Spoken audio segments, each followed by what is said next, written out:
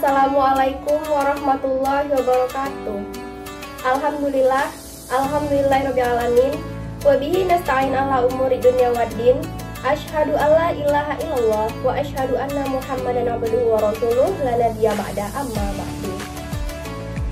Pada tahun ini kita masih dipertemukan Allah Subhanahu wa taala di bulan Ramadan. Seluruh umat manusia yang ada di muka bumi ini sangat menantikan datangnya bulan ini karena segala amalan-amalan ibadah yang kita kerjakan mendapatkan pahala yang berlipat ganda. Berpuasa di bulan Ramadan selama 1 bulan penuh dapat melatih dan mengasah kesabaran kita.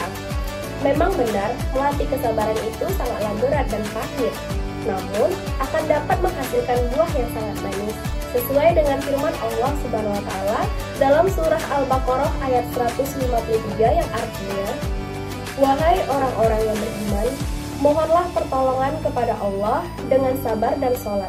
Sungguh, Allah beserta orang-orang yang sabar." Quran Surah Al-Baqarah ayat 153.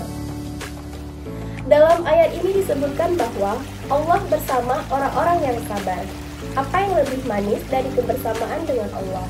Bahkan, ada dalil Allah Surah Ali Imran ayat 146. Allah berfirman, "Dan Allah mencintai orang-orang yang sabar." Quran Surah Al-Imran ayat 146. Nah, ada kata arti dari sabar, yaitu apa sebenarnya sabar? Sabar berasal dari bahasa Arab yang berarti rodiyah, ridho, tajallada, mengikat, tahammala, bertahan, dan ihtamala atau menahan. Nah, tidak mudah bagi kita untuk mencapai pada tingkat kesabaran. Ada dari Allah berfirman dalam surah Al-Baqarah ayat 45 yang artinya, "Dan mohonlah pertolongan kepada Allah dengan sabar dan sholat. Dan sholat itu sungguh berat, kecuali bagi orang-orang yang khusyuk." Quran Surah Al-Baqarah ayat 45. Mengapa berat? Karena sebagaimana arti dari bahasa sabar itu, dalam bersabar kita harus mampu menahan diri, bertahan dari hal-hal yang menggoda kita, dari hal-hal yang tampaknya menyenangkan dan memberikan kenikmatan. Nah, ada beberapa jenis kesabaran. Kita berkaca dari kisah Nabi Yusuf dalam Al-Quran. Ada 3 jenis kesabaran. Jika kita berkaca dari kisah Nabi Yusuf dalam Al-Quran, ada beberapa kesabaran yang harus kita asah, yaitu kesabaran menahan amarah, melawan godaan nafsu, dan kesabaran menghadapi cobaan. Nah, untuk poin yang pertama, sabar dalam menahan amarah. Bentuk kesabaran dalam menahan amarah ini berkaca dari kisah Nabi Yakub, adalah ayah dari Nabi Yusuf. Ayah Nabi Yusuf ini menerima kabar bahwa Nabi Yusuf dimakan oleh serigala. Yang ia katakan adalah fasyabrun jamil. Hal ini terdapat pada surah Yusuf ayat 189 yang artinya, "Dan mereka datang membawa baju gamis yang berlumuran darah palsu. Dia Yakub berkata, 'Sebenarnya hanya dirimu sendirilah yang memandang baik urusan yang buruk itu. Maka hanya bersabar itulah yang terbaik bagiku. Dan kepada Allah saja memohon pertolongannya terhadap apa yang kamu ceritakan.'" Quran Surah Yusuf ayat 189. Nah, selanjutnya ada kesabaran Nabi Yusuf menahan amarah juga ditunjukkan ketika pada penghujung kisah Nabi Yusuf, ketika menjadi orang besar dan para saudaranya yang dahulu kini meminta maaf kepadanya. Beliau malah tidak memarahi ataupun mencaci maki saudaranya tersebut. Justru beliau berkata, sebagaimana yang dibunyikan dalam Al-Quran Surah Yusuf ayat 92 yang artinya, "Dia Yusuf berkata, 'Pada hari ini tidak ada cercaan terhadap kamu. Mudah-mudahan Allah mengampuni kami, dan Dia Maha Penyayang di antara para penyayang.'" Quran Surah Yusuf ayat 92. Nah, bayangkan, bukan hanya tidak mencela, beliau malah mendoakan dan menghibur saudara-saudaranya. Luar biasa bukan tingkat kesabaran yang beliau tunjukkan? Dan sungguh, pada bulan ini adalah momen yang sangat tepat untuk kita gunakan lebih bersabar dalam menahan amarah kita. Nah, selanjutnya poin yang kedua, sabar melawan godaan nafsu. kita harus sabar dalam melawan godaan nafsu. Berkaca juga dari kisah Nabi Yusuf, sejak Nabi Yusuf beranjak dewasa, ia sempat digoda oleh seorang wanita. Bagaimana sikap beliau?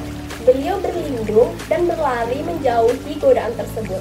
Tentunya hal ini Allah ceritakan dalam surah Yusuf ayat 23 yang artinya, dan perempuan yang Yusuf tinggal di rumahnya menggoda dirinya, dan dia menutup pintu-pintu lalu berkata, "Kemarilah mendekat kepadaku."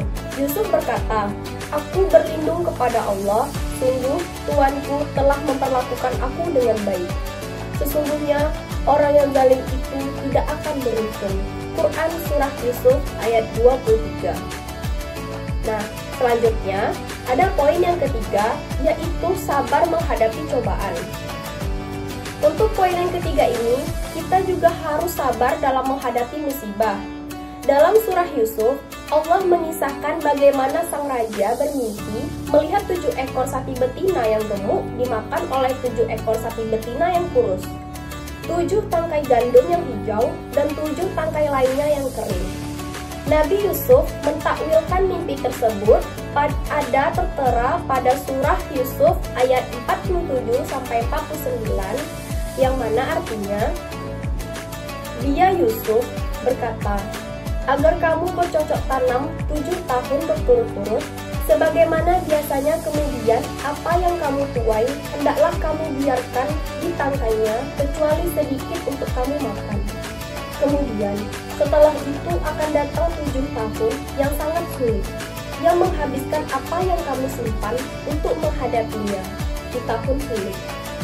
Kecuali sedikit dari apa bibit gandum yang kamu simpan, setelah itu akan datang tahun di mana manusia diberi hujan dengan cukup, dan pada masa itu mereka memeras anggur."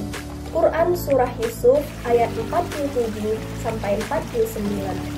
Nah, dapat kita lihat bahwa dengan kesabaran, mereka akhirnya bisa melewati cobaan berupa masa-masa yang sulit. Dan 7 tahun yang sulit itu, saat dilewati dengan penuh kesabaran, akhirnya akan membuahkan tahun yang manis. Nah, itulah tadi cerminan kesabaran dari kisah Nabi Yusuf alaihissalam. Semoga kita semua dapat mencontoh suri tauladan dari Nabi kita.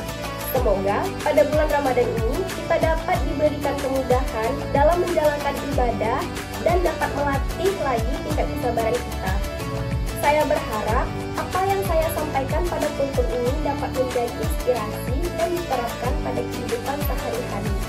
Saya mohon maaf apabila ada kata-kata saya yang salah, karena kesempurnaan hanya milik Allah dan kesalahan hanya ada pada diri saya sendiri. Saya mengucapkan terima kasih atas perhatian dan waktunya. Selalu nantikan ceramah agama yang akan tayang setiap hari selama bulan Ramadan. Jangan lupa untuk like, komen, dan subscribe akun YouTube Predatek Official. Semoga bermanfaat. Akhirul kalam. Wabillahi taufiq wal hidayah. Wassalamualaikum warahmatullahi wabarakatuh.